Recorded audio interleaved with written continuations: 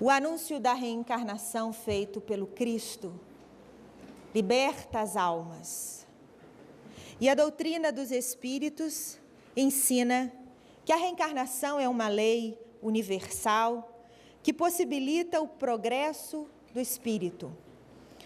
Fundamento que foi pesquisado, observado e codificado por Allan Kardec, a reencarnação tem sido foco de muitas pesquisas. Na manhã de hoje, nós vamos ouvir um grande amigo que já esteve conosco por inúmeras vezes. Ele vem de São Paulo, Dr. Ney Prieto Pérez, que vai falar para nós sobre pesquisa científica da reencarnação, um enfoque atual.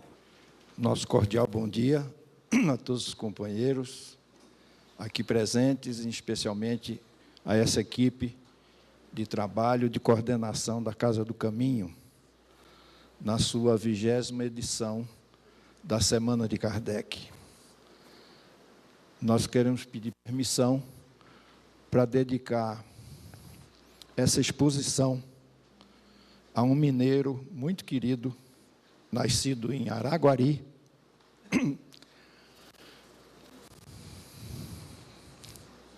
a 31 de maio de 1913, despedindo-se de nós a 25 de abril do ano de 2003. Estamos prestes a completar 2 anos do seu desenlace. Nós estamos nos referindo ao nosso mestre Hernani Guimarães Andrade, a quem, nesse instante, emitimos o melhor da nossa emoção, do nosso sentimento de gratidão. Mestre Andrade, você está fazendo falta. Veja se arranja aí um instrumento para vir logo de volta. Esse trabalho é seu. Tudo que eu aprendi foi com você, meu mestre querido. Dentro do acervo que nós contamos, com trabalhos nas áreas científicas, tratando da reencarnação e das pesquisas a nível acadêmico, nós não precisamos mais buscar questionamentos. Quando, na pergunta, ou melhor, na assertiva do nosso Mestre Jesus, que seria necessário voltarmos e ele foi muito claro, né, em todos os textos e nas traduções, trazendo naturalmente do aramaico para o grego e do grego para nossas línguas ocidentais, nascer, o que significava da carne. E Nicodemos, que estava ali, nós sabemos, né, questionou: como, mestre, podemos voltar ao ventre da nossa mãe? E o mestre Jesus o responde com uma nova pergunta: então, tu és mestre em Israel e ignoras essas coisas? Jesus, não há a menor dúvida, em todo o seu discurso, em toda a sua mensagem, ele foi reencarnacionista. Nós queremos, então, pedir ao João Carlos que nos ajude. Então, essa pesquisa, realmente, são várias áreas do conhecimento. As várias pesquisas, elas realmente abordam, nós vamos ver, também, por sua vez, vários aspectos de manifestações da natureza humana, em que nos dão a possibilidade do controle da informação. São os casos assim considerados experimentais.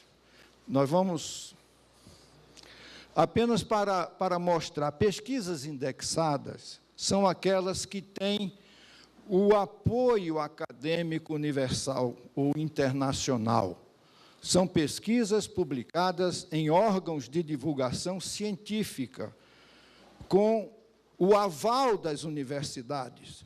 Então, entre esses temas hoje, felizmente, abertos, não é, inseridos todos dentro da nossa doutrina, nós vamos encontrar, isso aqui naturalmente já foi superado, pelo menos 53 casos indexados, 53 pesquisas, portanto, com valor científico, com apoio das universidades internacionais que permitiram, nos seus órgãos de divulgação, a sua publicação.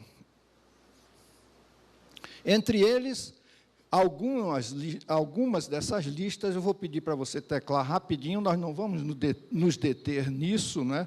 Vocês vão gravar isso a nível, realmente, como eu já falei, subliminar, né? São várias, algumas nós estamos aqui relacionando, trazendo ao conhecimento. Nós vamos falar do Stevenson, nós vamos falar desses autores relacionados ao meio acadêmico.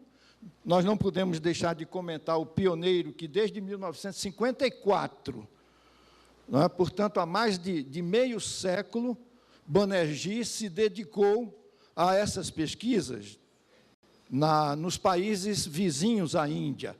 Stevenson, que tem hoje o maior acervo de trabalhos, de pesquisas, um trabalho incansável, nós vamos mostrar nos Estados Unidos, ele canadense, nascido em 1913, ainda vivo, companheiro do Hernani Andrade. O Haraldson, na Islândia, Hernani aqui citado entre nós, o Rawat, na Índia, e aí vamos, todos esses que, John Climo, é muito conhecido também. Enfim, todos eles se debruçaram na investigação dessas experiências em que trazem as evidências, em termos científicos. Não nos preocupemos, naturalmente, com esse rigor, não é? Mas, em termos científicos, a prudência do cientista é indicar como casos sugestivos de reencarnação. Essa é a nomenclatura, ou a abordagem que Stevenson, o maior representante entre todos, pelo seu acervo de trabalho, como ele apresenta casos sugestivos de reencarnação. E, evidentemente, nós não podemos querer dar provas. Todo mundo, possivelmente, exige provas. O Hernani, nesse seu recente livro publicado, Você e a Reencarnação, ele fala exatamente isso, que nem tudo que é verdadeiro pode ser provado.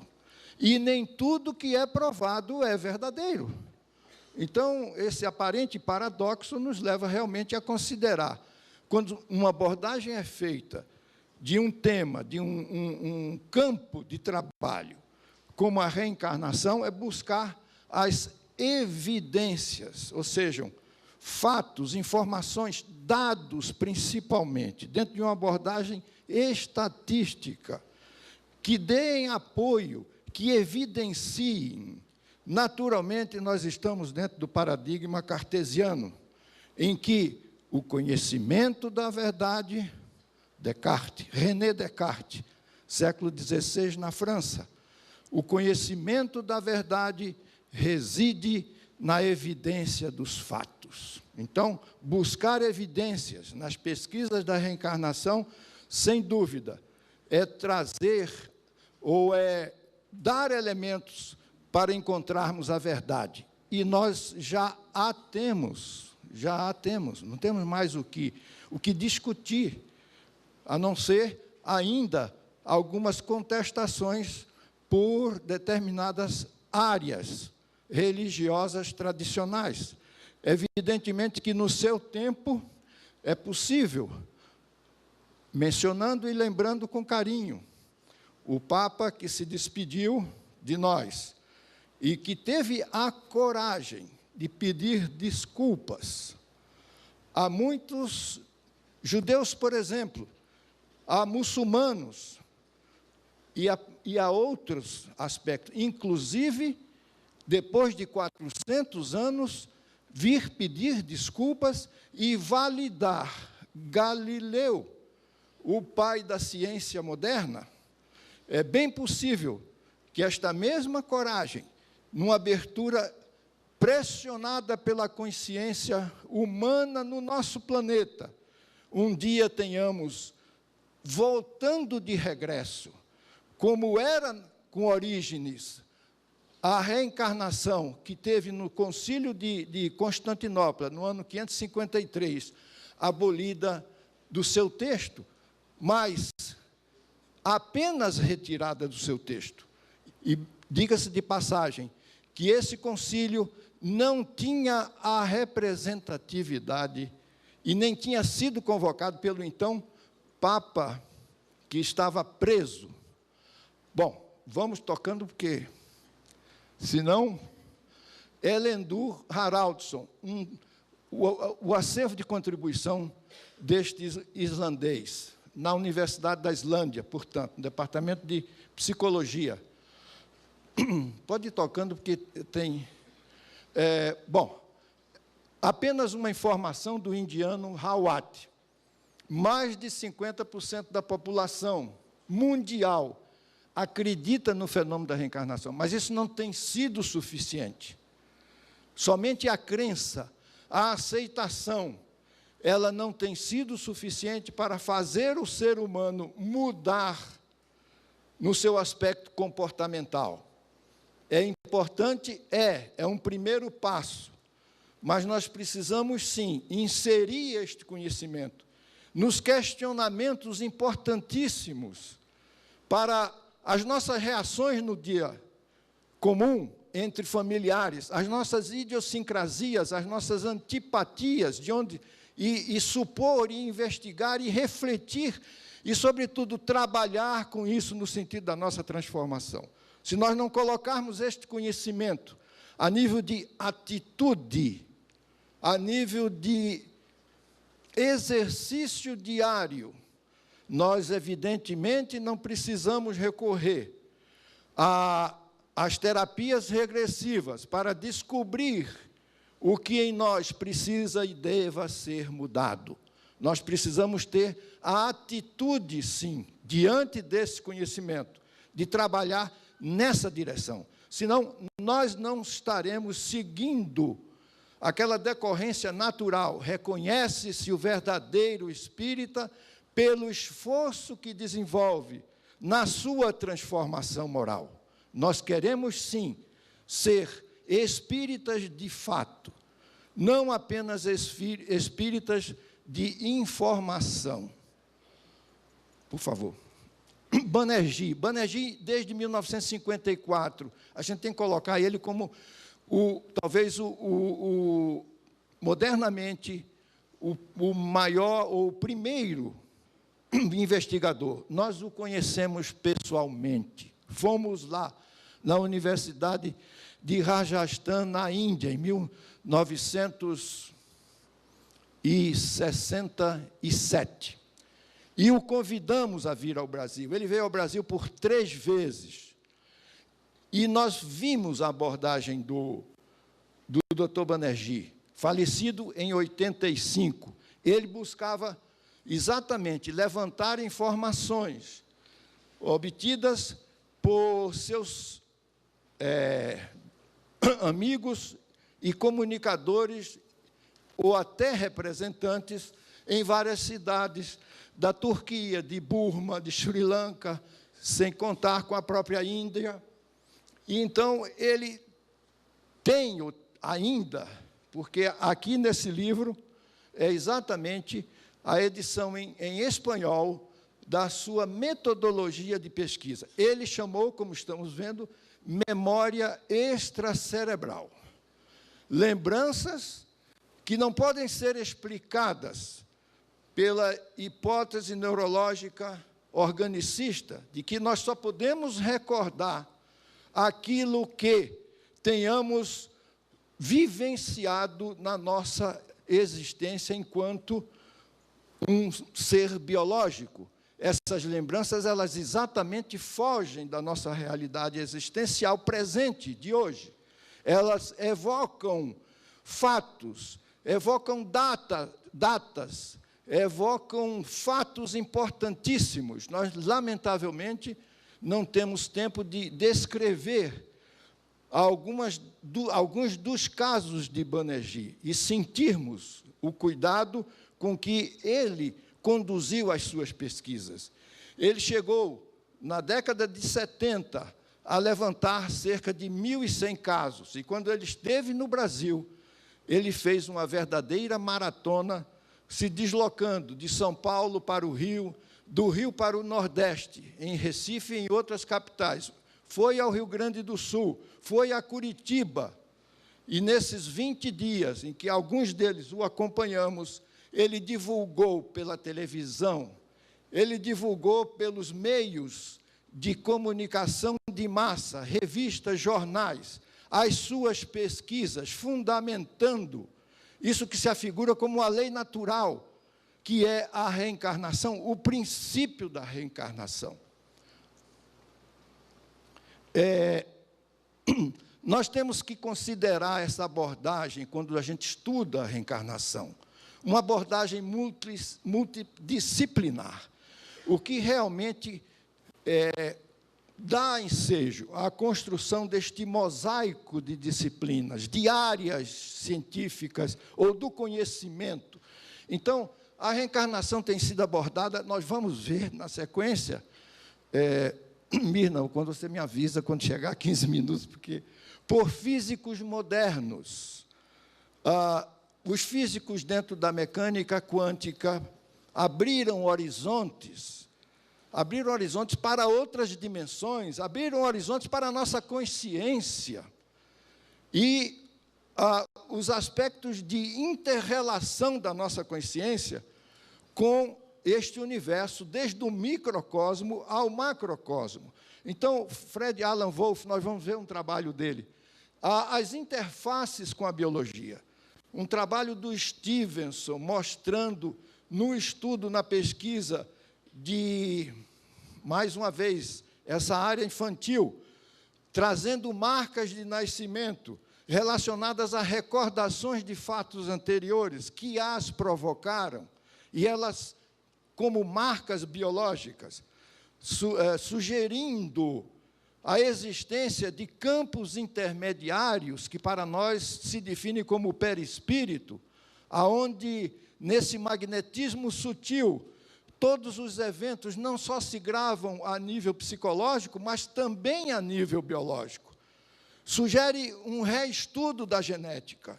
Então, o Stevenson tem essa contribuição.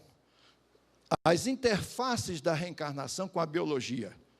E aí nós vamos na área da psicologia. A psicologia transpessoal é, sim, uma abordagem reencarnacionista, em que nós somos um ser, em que o nosso acervo anterior, perdido no tempo que ficou para trás, ele está presente em nós, e isso é trabalhado.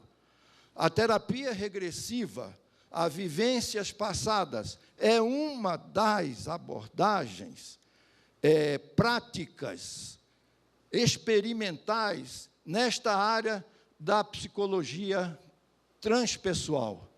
Essa visão já oriunda dos físicos modernos, na cosmofísica, em que a consciência se insere.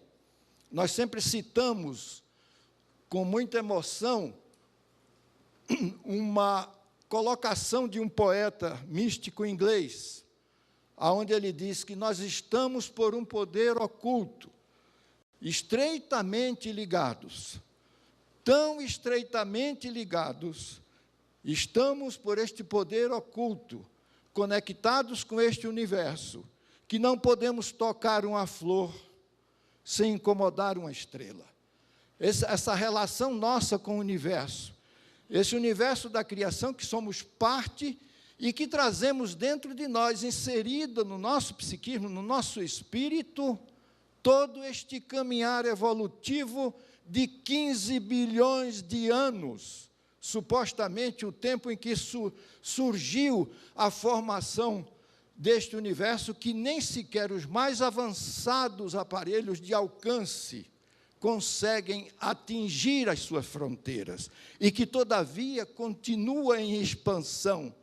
Nós somos, sim, essa dimensão cósmica, tomemos consciência disso, e a nossa maneira de agir, ela se reflete não apenas na família, no município, no país, no planeta, ela se reflete no universo.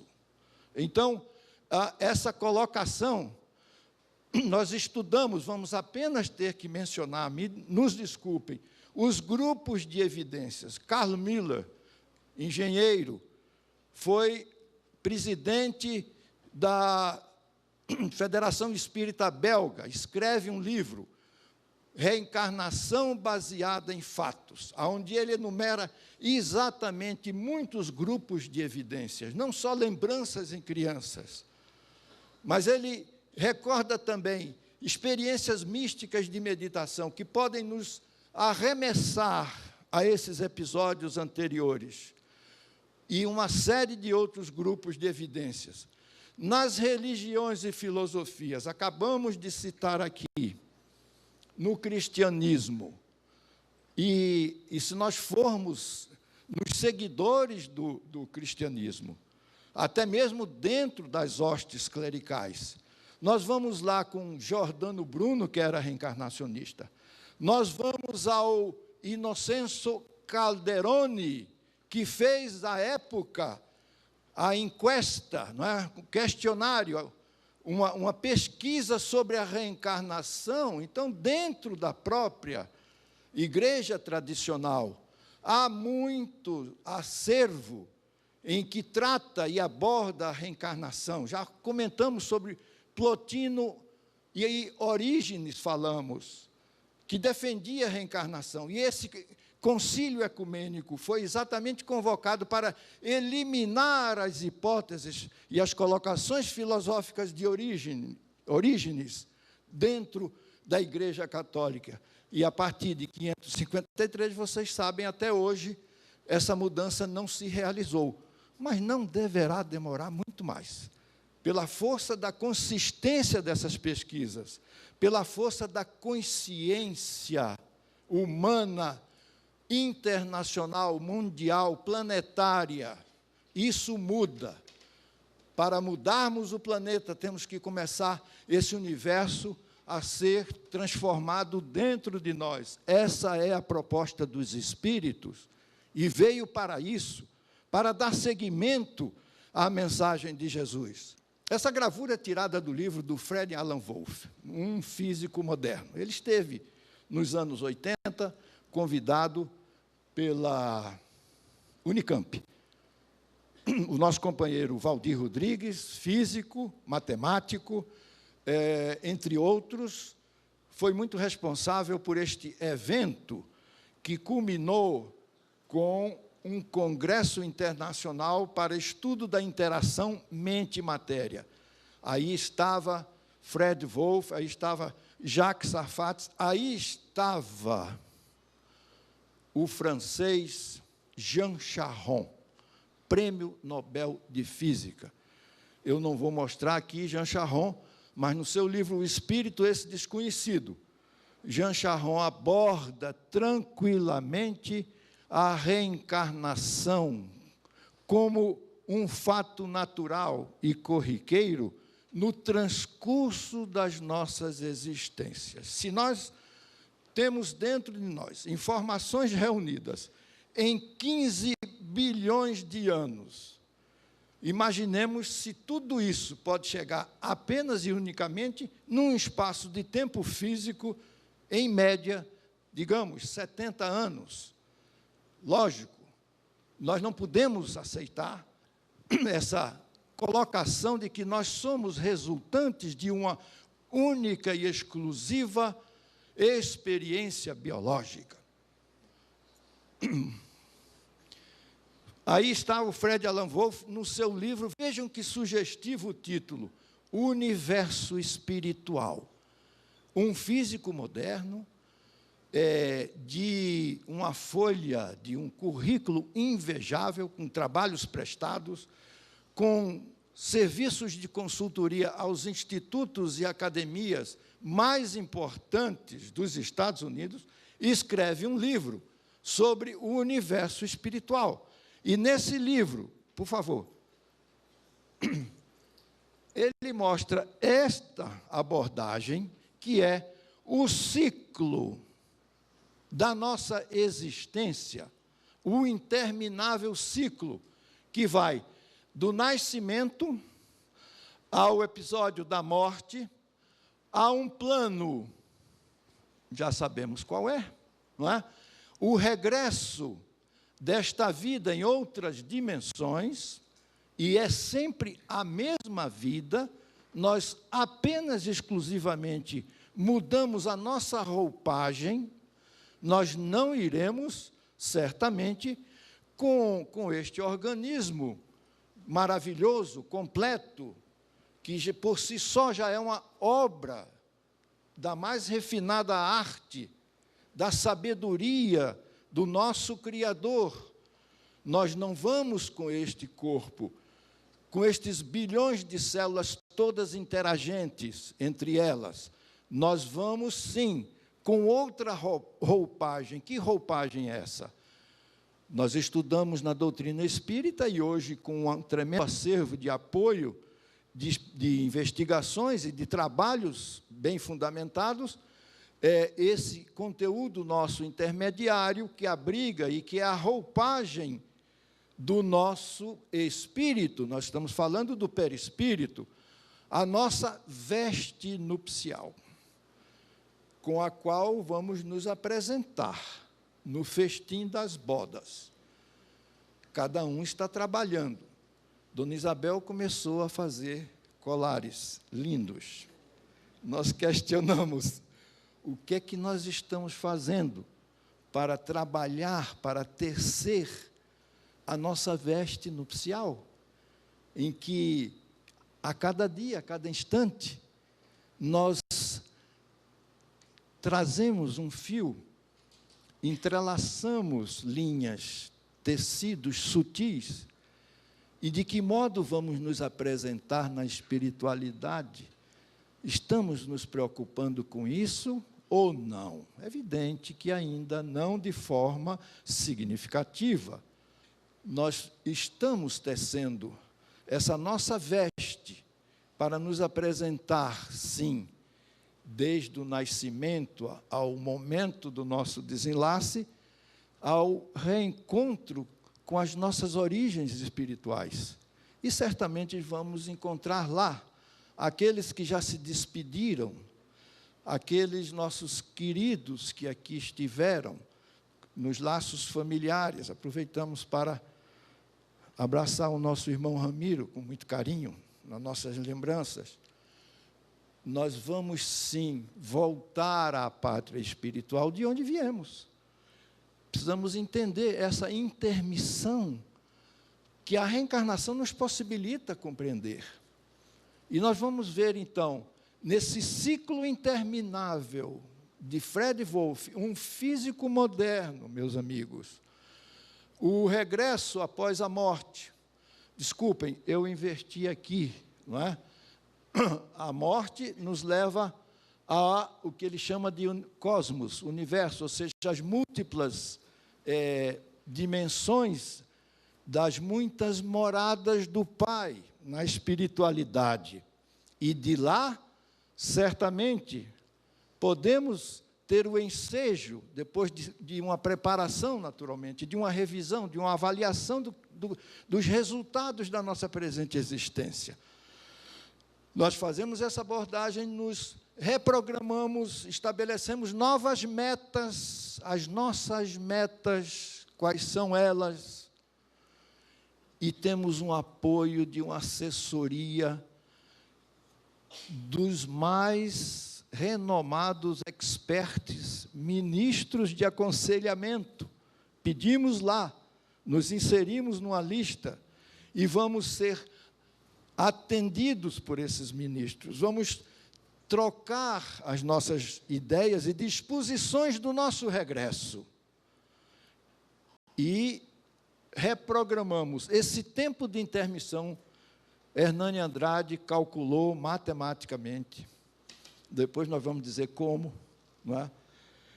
E ele chega a admitir que, em média, esse tempo de intermissão leva 3 vezes o tempo que a gente tem na média de vida física. Então, vejam só, admitindo 65, 70 anos, nós vamos para 210, 200 e poucos anos. É o período de intermissão. Dá tempo suficiente para a gente regressar como filhos dos nossos filhos, ou netos dos nossos filhos.